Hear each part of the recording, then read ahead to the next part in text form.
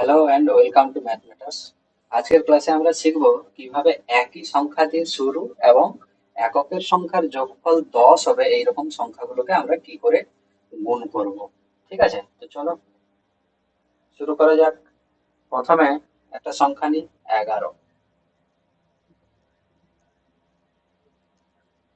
প্রথমে একটা সংখ্যা নিলাম 11, আর একটা সংখ্যা নিলাম 19।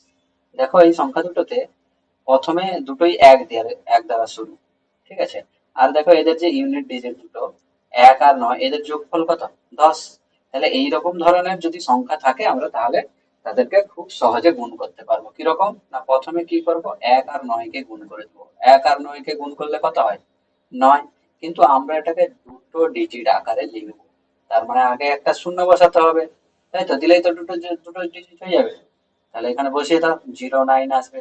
এরপরে কি করব, সংখ্যা দুটো শুরু কত দিয়ে? 1 দিয়ে। তাহলে এই 1-এর সঙ্গে কত গুণ করব না, এর পরের সংখ্যা কত?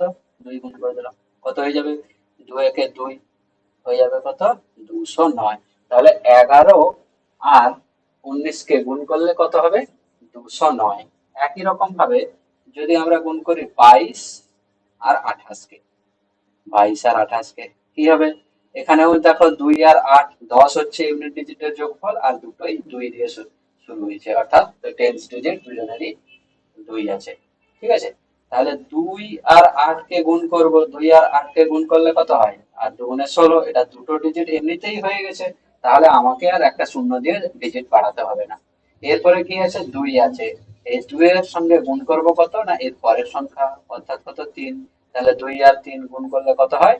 6 হয়ে যায়, অর্থাৎ অ্যান্সার কত হয়ে গেল? 616। একটু বড় সংখ্যা নেওয়া যাক, ধরো 102 এর সঙ্গে আমাকে গুণ করতে হবে কত? 108। এবারে এখানে তিনটা ডিজিট আছে, তাহলে দেখো তাও আমাদের নিয়ম একই রকম আছে। দেখো 2 আর 8 যোগ করলে কত হয়? 10 হচ্ছে। আর এটাও 10 দিয়ে শুরু, এটাও 10 দিয়ে শুরু। ঠিক আছে, তাহলে এদেরকে গুণ করলে একই রকম ভাবে আমরা করব কি না, প্রথমে 2 আর 8-কে গুণ করে দিব। 8 দুগুণে কত হয়? 16। দুটো ডিজিট অলরেডি হয়ে গেছে, তাহলে বসিয়ে দিয়েছি, সেই জন্য 16। এবারে আছে 10। 10-এর সঙ্গে কত গুণ করতে হয় না, এর পরের সংখ্যা। 10-এর পরের সংখ্যা কত? 11। তাহলে 11 আর 10 গুণ করলে কত হয় না, 110। তাহলে আমাদের গুণফল কত এসে গেল? 11,016। একই রকম ভাবে আমরা গুণ করব, ধরো 33 গুণিতক 37। 33 আর 37 কি হবে না, 7 আর 3 গুণ করলে কত হবে? 21। 3 আর তার সঙ্গে 4 গুণ করলে কত হবে না, 4 3 12, অর্থাৎ অ্যান্সার 1221 হয়ে যাবে। বোঝা গেছে নিশ্চয়ই সবার? প্রত্যেকে বুঝতে পেরেছো?